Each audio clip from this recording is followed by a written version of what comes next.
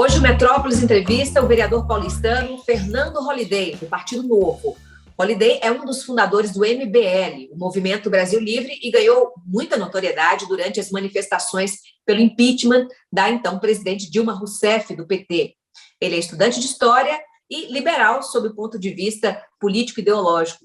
Holliday coleciona também polêmicas na atuação política. Vereador, muito obrigada pela sua presença.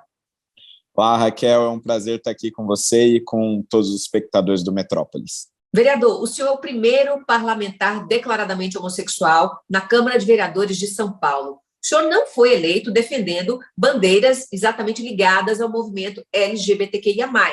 Mas o senhor acha hoje importante essa representatividade? O senhor acha importante que essa comunidade que ela tenha um exemplo, uma representação, uma inspiração política? Olha, Raquel, com certeza, né? Eu, nos últimos anos, né, mais especificamente no final de 2019, eu passei a ter essa visão de que os liberais, de uma maneira geral, precisam discutir um pouco mais as questões relacionadas ao público LGBT. Isso porque eu fui convidado, à época, ali, final de 2019, pelo Departamento de Estado dos Estados Unidos, a visitar o país e conhecer políticas tanto da iniciativa privada quanto políticas públicas voltadas à comunidade LGBT, e eu vi que havia dentro da direita muitas pessoas preocupadas com essa discussão, preocupadas com soluções para os problemas que essa população vive de maneira muito específica. Por exemplo, é o caso das travestis que acabam sendo literalmente jogadas para o caminho da prostituição, ou dos adolescentes gays que são expulsos de casa por conta da sua orientação sexual. Quer dizer, nós precisamos realmente discutir esses assuntos. Inclusive, essa foi uma das motivações para que eu saísse do Movimento Brasil Livre no início desse ano, porque eu queria me dedicar mais a essas discussões e não era exatamente uma prioridade do movimento, que pretendia ali trabalhar diversos outros temas. Então, eu pretendo me colocar como uma pessoa de direita, liberal, mas que não feche os olhos para essa comunidade. O senhor encarna, ao mesmo tempo, duas minorias muito assediadas no Brasil. O senhor é homossexual e o senhor é negro. Já vivenciou o preconceito dentro do parlamento?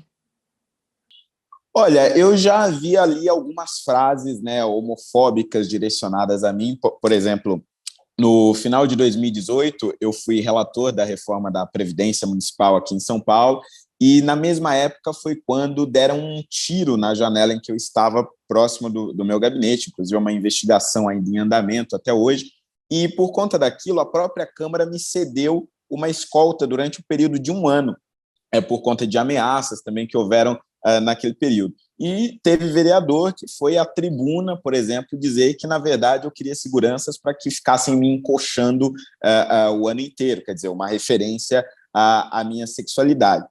Então, sempre houve um pouco dessas piadinhas, dessas ofensas homofóbicas.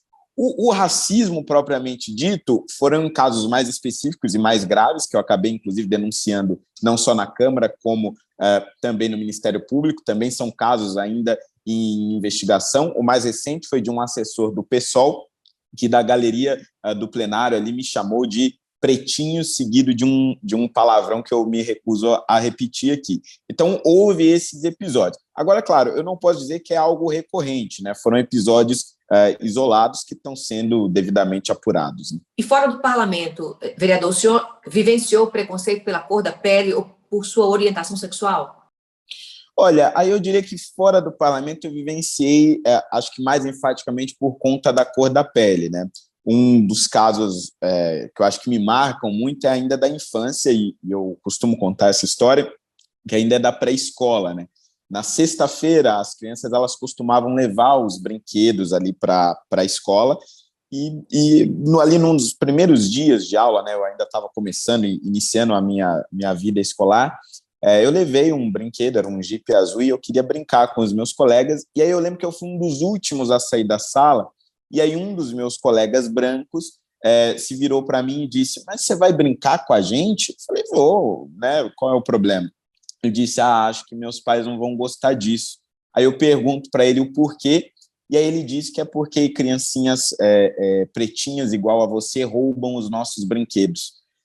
E aí eu eu lembro muito enfaticamente disso, porque eu acho que foi a primeira vez, pelo menos que eu tenho memória, que eu sofri um racismo de maneira tão visível e tão intensa. E aí eu fiquei chorando muito ali sozinho na sala de aula, até que uma professora de uma outra sala viu que eu estava lá, ela me perguntou o que tinha acontecido, eu contei, e aí eu lembro dessa professora chorando, né, me dizendo que, infelizmente, eu ia passar por aquilo outras vezes na minha vida, mas que eu não deveria abaixar a cabeça para aquele tipo de pessoa, né? Então, acho que é um episódio que me marca muito de racismo e acho que é o que me faz, inclusive, dedicar tanto tempo da minha vida política, do meu ativismo político, a discutir esse tema, por mais que seja de uma maneira não muito convencional, né? No ano que vem, a lei das cotas vai ser reavaliada depois de 10 anos em experimento, né? O senhor ainda é contrário à adoção das cotas raciais? Sou extremamente contrário, e acho que é um dos temas que marca aí a minha, não só atuação como político, mas também como militante político. E acho que, assim, resumindo, né, os meus argumentos contrários às cotas, acho que eles são dois principais. O primeiro é que ela é muito subjetiva e pode colocar pessoas negras em situação de absoluta humilhação. Porque quando você diz, eu tenho essas vagas reservadas a pessoas negras, você precisa definir quem é negro e quem não é.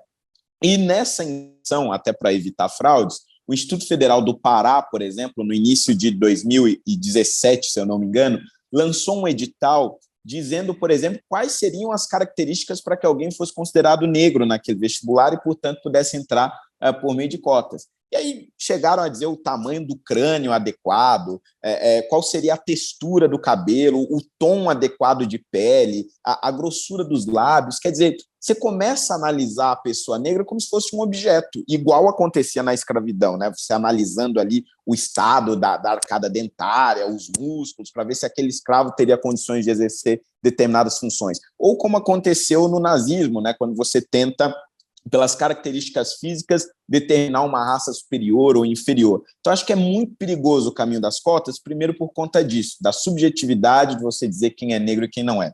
O segundo ponto é que você acaba criando uma dúvida, mesmo que implícita, sobre a capacidade de pessoas negras. Quem diz isso muito é um autor também negro norte-americano, Thomas Sowell, que escreveu um livro, Ação Afirmativa ao Redor do Mundo.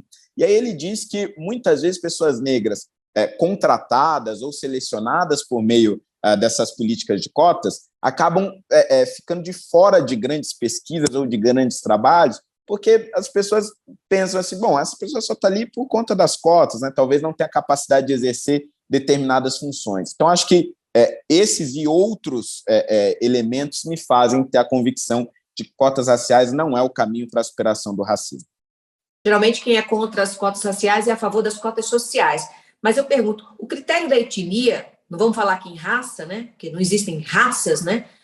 Existe uma raça, é a nossa raça humana, mas o critério da etnia, da cor da pele, ela é um reflexo do critério social. Ou seja, negros no Brasil, eles são historicamente vítimas da escravidão e por isso eles herdaram a marginalidade e, por conseguinte, herdaram a miséria.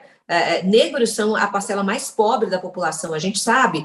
Entre os analfabetos, são maioria, são 3 vezes mais negros analfabetos que brancos. E ainda por cima, os negros representam, né, infelizmente, a maior parte, quase que a totalidade da nossa população carcerária. Então, eu pergunto, vereador, todos esses dados não indicam que o Brasil precisa fazer um resgate da cidadania dessa população? Olha, eu concordo que é uma população que sofre, sim, com essa exclusão. Inclusive, eu fui parte dessa exclusão durante muito tempo, né? Até me tornar político, eu era um anônimo negro, jovem da periferia, como tantos que existem no nosso país. Agora, o meu ponto é, quando você institui as cotas sociais com critérios objetivos sobre a renda, formação em escola pública, necessariamente a maioria dos beneficiados serão pessoas negras. E mesmo que não sejam, a parcela de brancos, que seria necessariamente menor, beneficiadas pelas cotas raciais, ainda assim seriam pessoas também excluídas da sociedade, que passam por inúmeras dificuldades. Por exemplo, um exemplo que eu gosto de dar muito é, apesar de ter sido pobre ao longo de toda a minha infância e adolescência, ter sido filho, né, sou filho, aliás, de uma ex-auxiliar de limpeza de um hospital público que ganhava pouco mais de um salário mínimo, eu nunca passei fome. Mas eu já tive colegas na escola pública, loiros de olhos azuis, que só iam para a escola para comer, porque não tinham que comer dentro de casa. E, portanto, a dedicação daquelas pessoas dentro da sala de aula enquanto alunos era infinitamente superior do que a minha, que não tinha essas preocupações, aliás, nem gostava da merenda da escola, podia esperar perfeitamente para comer dentro de casa. Então, acredito que os critérios sociais eles são muito mais objetivos e acabam necessariamente ajudando na inclusão de pessoas negras e tornando mais natural a presença de homens e mulheres negros e negras em posição de destaque. E o que é mais interessante ainda por meio das cotas sociais, eu acredito que ela faz essa inclusão com uma maior qualidade, porque aquela pessoa que alcança aquele posto não estará marcada com as cotas na testa dela, porque nas cotas raciais, você tem a marca ali na sua testa, né? Quando você é negro e você está numa universidade, por exemplo, bom, você sabe, aquele sujeito é de cota racial. Uma pessoa preconceituosa pode pensar, bom, então ele não é tão capaz, o que não é verdade, né? As pesquisas demonstram que isso é mentira. Com as cotas sociais, você dilui esse peso que a pessoa negra tem sobre as costas quando é selecionado por meio desse sistema. Vereador, em declarações públicas, o senhor chegou já a se mostrar, de alguma forma, arrependido pelo modo como participou do debate político, inclusive usando vídeos sensacionalistas, falas bastante polêmicas. O senhor diria que essa forma de divergência foi também responsável por extremar os embates entre os opostos político-ideológicos, entre os campos da extrema-direita, extrema-esquerda? O senhor acha, hoje em dia, que é possível fazer política sem usar o fígado, sem a ferramenta do ódio? Olha, com certeza essa é uma autocrítica que eu faço constantemente e acho que não vou cansar de me fazer, porque foi um erro gravíssimo mesmo, a maneira como eu colaborei para reduzir a qualidade do debate público, né? Resumir tudo em nós contra eles e eles nunca terem razão, né? Então, acho que esse é um erro que eu não pretendo repetir e acredito que é sim possível nós sentarmos, dialogarmos com o diferente, disso tirar conclusões em comum para a solução dos problemas do Brasil. Agora, claro, que eu não acho que é necessariamente ruim o ambiente de polarização que nós vivemos, porque a polarização, de certa forma, ela engaja as pessoas na discussão política, ela estimula as pessoas a se posicionarem sobre os grandes temas do nosso país, né? Quer dizer, eu não consigo, tudo bem que eu sou jovem, né? Mas eu não consigo me lembrar na história recente da gente ter tantas pessoas se mobilizando e se posicionando, por exemplo, sobre PEC dos precatórios. Quer dizer, quantas pessoas saberiam do que se tratam os precatórios há 5, 10 anos atrás? Então, acho que há um lado positivo dessa polarização. O ruim é quando ela se radicaliza e quando se torna impossível esse diálogo entre o diferente. Vereador, o senhor já citou que um dos motivos que o levou a deixar o MBL, o Movimento Brasil Livre, foi a não prioridade do movimento com relação a pautas identitárias, como, por exemplo, aquelas em prol da comunidade LGBTQIA+, e também sobre o aborto. Aliás, se o senhor me permite aqui uma crítica, me causa total estranheza um liberal como o senhor condenar o aborto, tendo em vista que liberais militam pelas liberdades individuais. Aí eu pergunto, já aqui ao senhor, o senhor não acha muito cômodo para os homens, que são a maioria do parlamento, a maciça maioria do parlamento, o senhor não acha muito cômodo para eles, que são maioria no parlamento, homens que não engravidam, homens que não dão à luz, que não parem, que não amamentam, homens que não costumam reconhecer seus filhos, a paternidade de seus filhos e sequer pagam pensão alimentícia, que esses homens determinem se uma mulher pode ou não praticar aborto? Não é uma injustiça? Essa pergunta ela é muito boa e também é muito complexa, porque eu sempre fui questionado por isso, primeiramente por ser um liberal e ser tão enfaticamente contrário ao aborto. Eu acho que eu vou começar daí, então. Primeiro, acho que um dos pontos centrais do liberalismo é a defesa do direito à vida e da autodeterminação, isso é, eu decidir o que eu faço em relação à minha vida. E isso está diretamente relacionado com a defesa da liberdade do indivíduo. Mas antes de defender a liberdade do indivíduo, nós precisamos dizer o que é um indivíduo, ou a partir de quando eu me torno um indivíduo. Ou só a partir do nascimento, então todos os direitos do nascituro a gente deveria jogar no lixo, não importa se são 9 meses, 5 meses de gravidez, nós estamos tratando somente do direito da mulher. Ou em algum momento ainda dentro do útero, o feto é um indivíduo. E aí nós precisamos definir a partir de quando. A ciência, ela não existe para nos dar verdades absolutas, ela existe para nos dar probabilidades. Verdades absolutas nós temos por meio da religiosidade.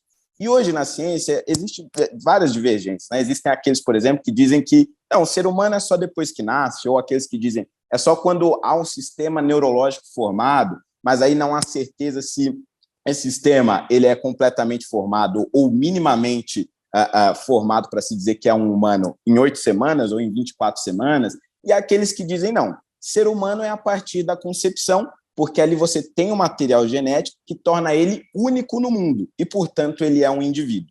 Eu sou defensor dessa tese, porque ela é a mais segura de todas. Quer dizer, todas as outras, necessariamente, podem potencialmente levar a você condenar uma pessoa à morte. No caso da concepção, não, porque é o primeiro momento da formação do DNA. Então, eu sou contra o aborto por isso, em torno da defesa da liberdade daquele indivíduo que ainda não pode se expressar. E aí isso me leva a responder o seu segundo questionamento, que é o seguinte: se nós estamos falando, então, da liberdade, de uma vida independente, que ainda não consegue se expressar, não interessa na discussão quem está falando, se é homem ou se é mulher. Porque eu estou falando de preservar uma vida. É uma vida independente. É uma vida, aliás, é uma vida que depende da mulher, mas que é um indivíduo à parte. Quer dizer, ele não é uma extensão do corpo da mulher. E ele precisa ter o seu direito de se expressar. E como ele vai conseguir se expressar? Só a partir do seu nascimento. Até o seu nascimento, ele precisa ter todas as garantias de que o seu direito à vida será preservado. Porque em qualquer outra fase que eu disser, esta pessoa pode ser abortada, eu posso estar ali abolindo, né, abreviando uma vida humana, e eu, sinceramente, não conseguiria dormir tranquilo defendendo essa possibilidade. Mas o senhor não vê problemas em se abortar o fruto de um estupro, por exemplo. Isso queria dizer, vereador, que a depender da paternidade, o feto teria ou não esse direito à vida? Não, eu acredito que o feto ele é uma vida independente da paternidade. O ponto é que, em alguns casos, a vida da mãe corre risco, né? Como foi um caso recente, aí, mega polêmico, de uma criança de 10 anos que estava gestando uma outra criança, e ela corria risco de vida. Nesse caso, eu acredito que aí é como um médico que entra numa sala de emergência, ele é um médico sozinho e tem inúmeros pacientes em situação grave, todos eles a ponto de morrer a qualquer instante. Então, ele vai lá e começa, dentro de um código de ética, tentar entender qual é a vida mais valiosa para a sociedade. Algo assim, extremamente difícil, algo que eu simplesmente não conseguiria fazer, e acho que até por isso nem tentei seguir essa carreira, mas aí eu acho que é uma situação, nesses casos, em que o aborto seria aceitável.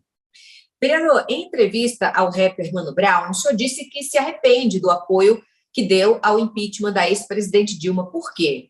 Olha, na verdade, eu disse que eu me arrependo de ter apoiado o Bolsonaro depois do impeachment da presidente Dilma Rousseff. Mas o impeachment em si, eu acredito que ele foi absolutamente essencial para a sociedade brasileira. Acredito que nós não teríamos condições de continuar com o governo Dilma Rousseff e que ele era absolutamente prejudicial para o nosso país. Agora, o que acontece depois, nas eleições de 2018, aí sim foi um erro grotesco, porque no primeiro turno nós deveríamos ter insistido, eu digo eu, o MBL e todo o meio liberal, deveríamos ter insistido em candidaturas que realmente representassem os nossos ideais. Nós tínhamos, à época, a candidatura do João Amoedo, para o Partido Novo, por exemplo, e ainda no primeiro turno, na primeira semana, nós deixamos de lado o apoio a qualquer outra candidatura e já passamos, desde então, a apoiar Bolsonaro, e disso sim eu me arrependo, com certeza. A esquerda vereador, principalmente a ala mais radical da esquerda, costuma culpar os antipetistas, como o senhor, pela eleição de Bolsonaro. Mas esquecem também que o antipetismo ele nasceu do inconformismo com as práticas da própria esquerda, que esteve por 13 anos no poder. Afinal de contas, de quem é esse filho? Quem pariu Bolsonaro? Olha, eu diria que é uma mistura das duas coisas, viu? Porque, primeiro, você teve uma esquerda se radicalizando cada vez mais, o que foi irritando, né, todos aqueles que, de alguma forma, partilhavam de ideias de centro-direita e de direita, e fez com que este grupo, de alguma maneira, reagisse de forma também radicalizada, o que personifica o Bolsonaro. Mas fato é que sem a radicalização extremada da esquerda, e aí eu uso o Jean Willis como uma figura que acho que personifica muito bem isso, sem a figura do Jean Willis, sem a figura de Maria do Rosário, que acho que representam bem esse radicalismo, dificilmente Bolsonaro teria crescido como cresceu. Porque o radicalismo dessas pessoas provocava uma reação também proporcional de uma direita que estava até então escondida, né, que tinha vergonha de expor as suas ideias e se sentiu representada de alguma maneira no bolsonarismo. Mas acho que isso está mudando agora e nós veremos isso nas eleições de 2022. Falar nisso, vereador, o ex-ministro Sérgio Moro, ele é mais um na disputa ao Palácio Planalto e o seu partido, o Partido Novo, já sinalizou aqui no Metrópolis um possível apoio a ele durante o pleito. Pergunto, Moro seria o ponto de união desses candidatos da terceira via? Olha, eu acredito que tem grandes chances, né, não só pelo histórico do Sérgio Moro, mas também pela maneira como ele vem conduzindo o seu discurso de pré-candidatura. Quer dizer, não se esquecendo dos problemas sociais que o nosso país tem, mas adotando uma postura liberal na economia, que acredito que é um dos pontos que une essa terceira via de maneira muito coesa. Agora, claro, nesse momento, agora que nós estamos ainda de 2021, acredito que seja importante os partidos, mesmo da terceira via, lançarem as suas mais diversas candidaturas para que a gente saiba exatamente o que cada um pensa sobre o Brasil e tentar aglutinar isso antes das eleições de 2022. Nesse sentido, eu acredito que é muito importante a pré-candidatura do Novo, nesse momento, do cientista político Luiz Felipe Dávila, que está colocando no meio do debate público as soluções liberais que o Partido Novo defende e que nós, mandatários, filiados do Novo, defendemos dentro dessas discussões. Porque se a gente simplesmente já se une a um determinado nome, a uma determinada candidatura, pode ser que as diferentes visões sejam suprimidas e aí resolver essas discordâncias lá na frente será muito difícil. Então, colocar na mesa agora o que cada um acredita, acredito que é o caminho mais adequado. Gerou alguma ciumeira dentro do partido quando o senhor começou a publicar posts em favor de Sérgio Moro, da candidatura de Sérgio Moro? Digamos que eu talvez tenha me empolgado cedo demais, mas eu também tenho elogiado muito, né, a pré-candidatura do Felipe Dávila e acredito que são duas pré-candidaturas muito compatíveis e torço e trabalho para que elas se unam em breve. Aliás, eu tenho justamente tentado ser essa voz que busca a união dessas pré-candidaturas, se Deus quiser, ainda no primeiro semestre ou início do segundo semestre de 2022. Vereador, quando Sérgio Moro era ainda juiz de direito nos processos contra Lula, ele vazou de forma ilegal áudios de conversas travadas entre Lula e a então ex-presidente Dilma Rousseff. O falecido ministro do Supremo Tribunal Federal, Teori Zavascki, decidiu pela ilegalidade daquele vazamento de áudios e o MBL, então, resolveu fazer um protesto em frente à casa do ministro. Por ocasião dessa manifestação, Moro chamou os membros do MBL de tontos. O senhor ainda guarda alguma mágoa de Moro com relação a esse episódio? Bom, Raquel, acho que, primeiramente, é importante dizer que o MBL errou naquele protesto, de fato. Eu não me recordo se o movimento já reconheceu isso, mas eu acredito que foi um erro. Você misturar a vida privada com a vida pública das autoridades, protesto na porta de casa, abordar em restaurante, acho completamente indevido. Mas um segundo ponto é que eu não acredito na confiabilidade da Vaza Jato. Quer dizer, essas mensagens, elas não puderam ser autenticadas de alguma forma, não houve comprovação de que elas não foram adulteradas no meio do caminho. Tanto é que, por mais que a Polícia Federal tenha investigado as mensagens, ela própria não conseguiu dizer com clareza se nenhuma das mensagens teria sido alterada, e essa dúvida ficou no ar, porque as mensagens originais ainda não estão mais nos celulares nem dos procuradores, nem do ex-juiz. Então, eu desconsidero a Vaza Jato completamente e acredito que aquele ato realmente foi um erro completo. Vereador, vou insistir no tema da corrida eleitoral. Nós temos em primeiro lugar nessa corrida, segundo as pesquisas, um ex-presidente da República processado por corrupção. Em segundo lugar, nós temos um presidente suspeito de rachadinha, que é o roubo de dinheiro público, suspeito de contratação de funcionários fantasmas em seu gabinete enquanto ele era deputado, um presidente que é próximo de milicianos e que tem feito de tudo para garantir a impunidade à sua família, que também está envolvida em casos de corrupção. Em terceiro lugar nessa corrida, nós temos um juiz que também deixou de lado as leis para fazer justiça por suas próprias convicções e que acabou também se ligando a um presidente que aí a gente dispensa apresentações, que é o Jair Bolsonaro. Isso posto, o discurso anticorrupção, pelo menos de Lula, Bolsonaro e Moro, esvaziou-se? Olha, com certeza os discursos de Lula e Bolsonaro estão mais do que esvaziados, né? Eu acredito que estão até superados. Agora, o caso de Moro, eu acredito que é completamente diferente, né? Sérgio Moro se viu numa situação, acredito que muito delicada, quando ele viu o desmonte feito completamente, não só em torno da Operação Lava Jato, mas em torno do combate à corrupção. Quer dizer, eu realmente não achava que Sérgio Moro, enquanto ainda estava na função de juiz, deveria abandonar aquilo para entrar no meio político, seja como ministro ou seja como candidato ou pré-candidato à presidência da República. Mas fato é que o combate à corrupção começou a receber duros golpes do Congresso Nacional. A reação contra tudo aquilo que a Lava Jato conseguiu alcançar, repito, referendado por tribunais superiores, pelo Tribunal Regional Federal, pelo Superior Tribunal de Justiça, pelo próprio STF, ou seja, referendado por todo o Poder Judiciário, foi simplesmente sendo esfacelada. No caso da Itália, na Operação Mãos Limpas, acredito que o ministro Luiz Fux, o ministro Luiz Roberto Barroso, resumiu muito bem. Lá houve uma reação do corpo político à Operação Mãos Limpas. Aqui, a corrupção quer mais do que uma reação, quer uma vingança. Então, acredito que a candidatura dele, não só dele, como também do Dallagnol, provavelmente a deputado federal pelo Paraná, representa essa tentativa de conter este avanço dos corruptos e da corrupção contra tudo aquilo que a Lava Jato alcançou e contra tudo aquilo que a sociedade alcançou indo às ruas, principalmente nos anos de 2015 e 2016.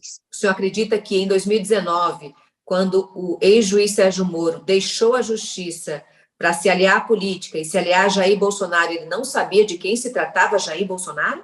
Ele foi enganado? Olha, eu acredito que todos nós sabíamos de quem se tratava Jair Bolsonaro, mas acredito que, assim como eu, assim como diversas pessoas, diversos liberais, Sérgio Moro teve alguma esperança de que, estando no governo e, portanto, aconselhando o presidente, ele pudesse evitar os desmandos que aconteceram dali em diante. Era isso que todos nós esperávamos, com a figura do Paulo Guedes, com a figura do Sérgio Moro e até mesmo com a figura do Santos Cruz. Mas fato é que o tempo foi passando e o presidente foi se demonstrando absolutamente intransigível, absolutamente teimoso e muito mais autoritário do que a gente esperava quando ele assumiu a presidência da República. Quer dizer, a personalidade dele não mudou. E talvez esse tenha sido o erro de Moro, mas não foi só o erro dele, foi o erro de milhões de brasileiros que também votaram em Jair Bolsonaro.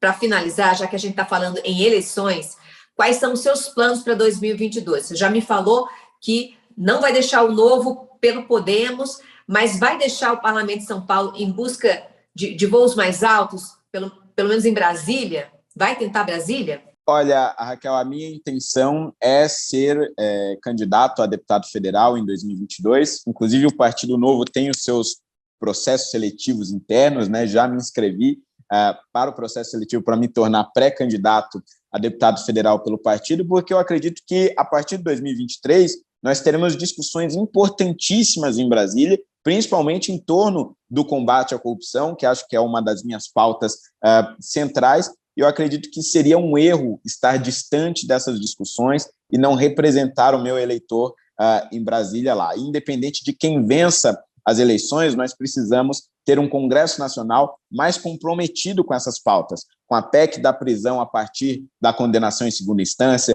com o fim do foro privilegiado, com o aprimoramento dos mecanismos de investigação do Ministério Público, com maior independência da Polícia Federal e tantas outras pautas necessárias para que a gente vença esse mal no nosso país.